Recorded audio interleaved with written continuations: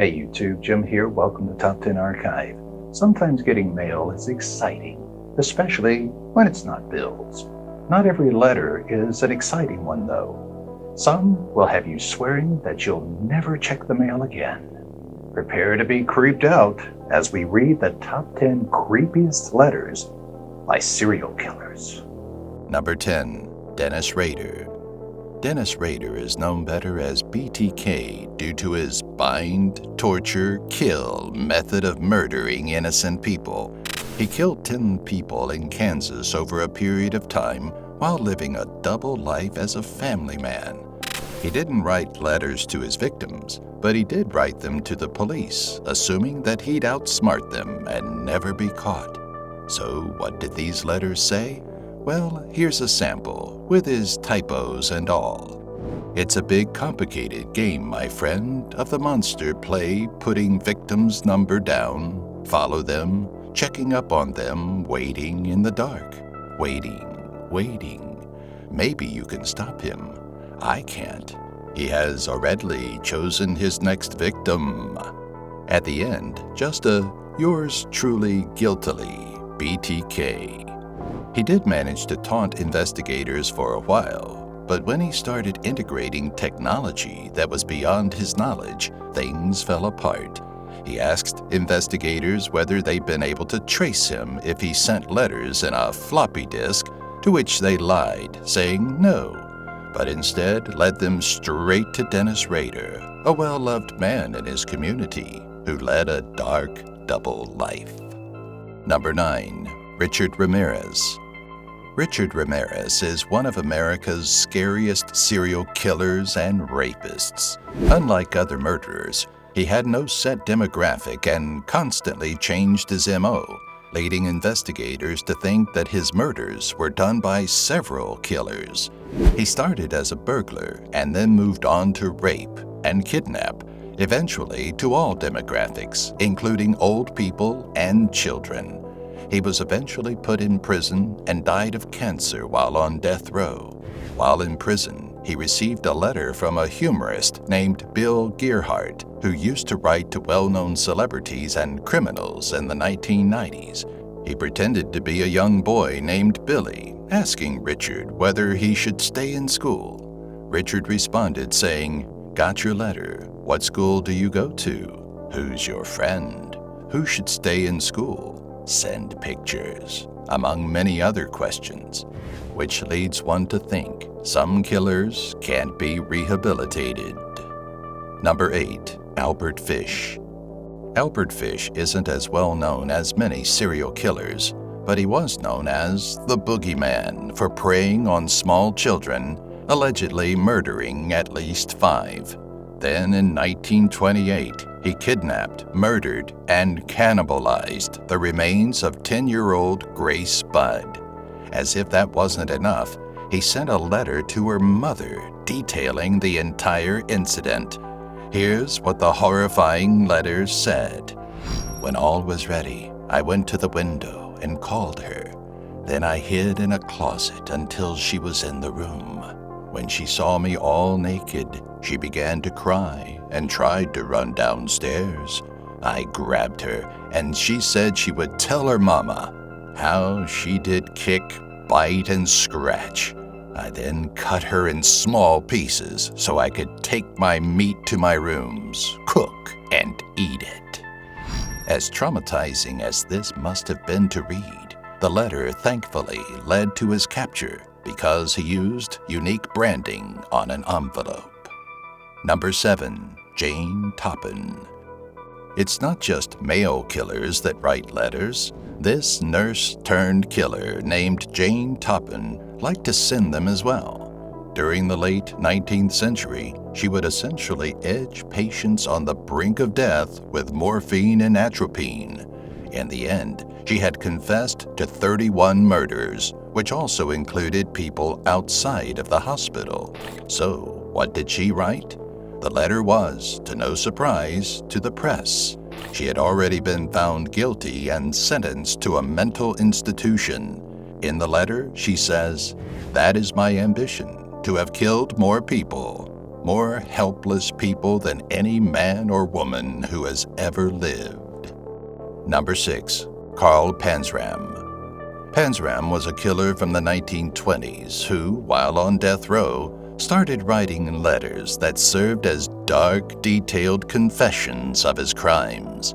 He wrote, "In my lifetime, I have murdered 21 human beings. I have committed thousands of burglaries, robberies, larcenies, arsons, and, last but not least, I have committed sodomy on more than 1,000 male human beings.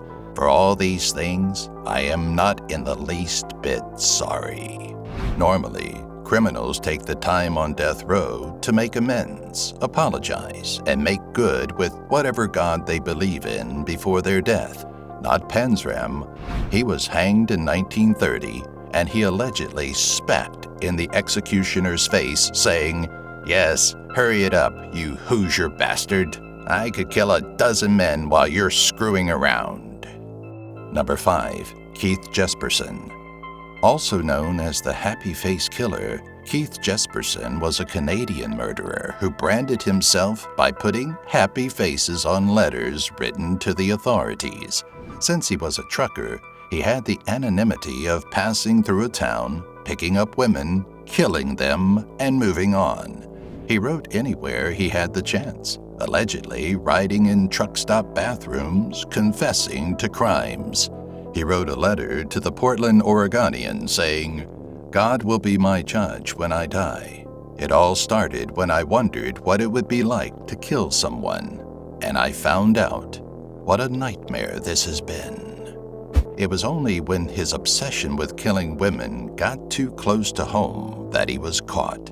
He strangled his live-in girlfriend and lost all of the anonymity he once had in his truck-driving murder spree. He's now serving a life sentence in prison after 8 confirmed victims were linked to him. Number 4. Jack the Ripper. Quite different than what it was like for BTK to write a letter. When a murderer in the 1800s wrote one, the penmanship was spotless. The content? Not so much. Jack the Ripper was a London murderer whose victims' bodies were found with their throats slashed and their abdomen mutilated. As if that wasn't terrifying enough, in September of 1888, the Central News Agency received a letter, which at first they thought was a prank of some sort. Here's what it said. "The next job I do, I shall clip the lady's ears off and send to the police officers, just for jolly, wouldn't you? Keep this letter back till I do a bit more work, then give it straight out. My knife's so nice and sharp, I want to get work right away if I get a chance. Good luck, yours truly, Jack the Ripper."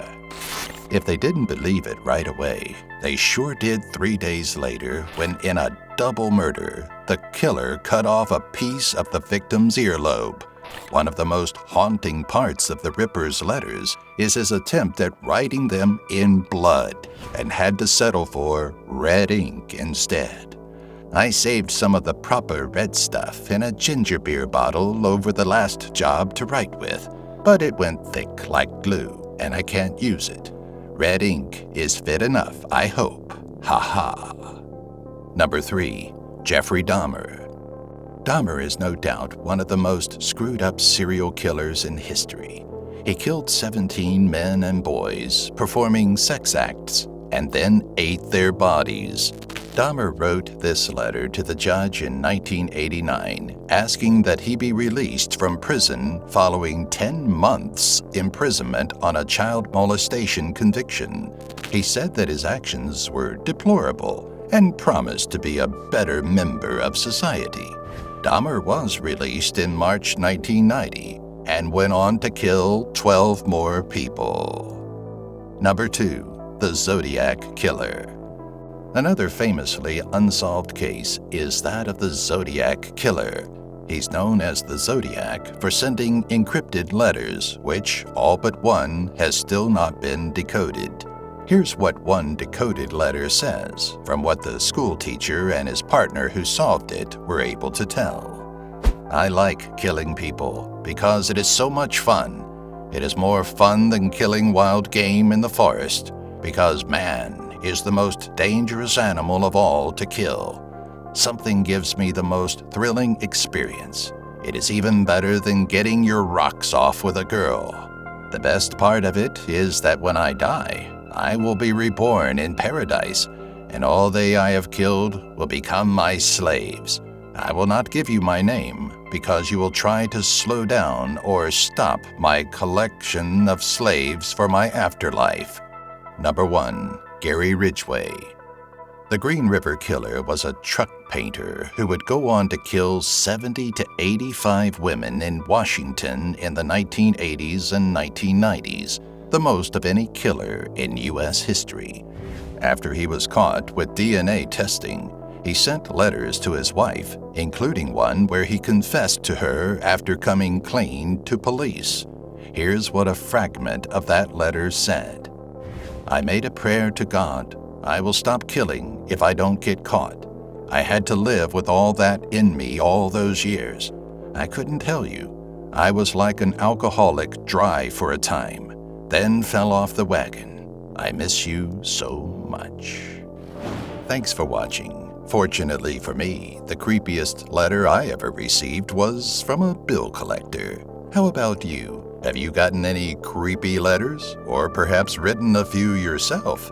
Confess it in the comments. To keep receiving notes from us about new, creepy, and other videos when they're uploaded, be sure to subscribe, click the bell, and give this video a like.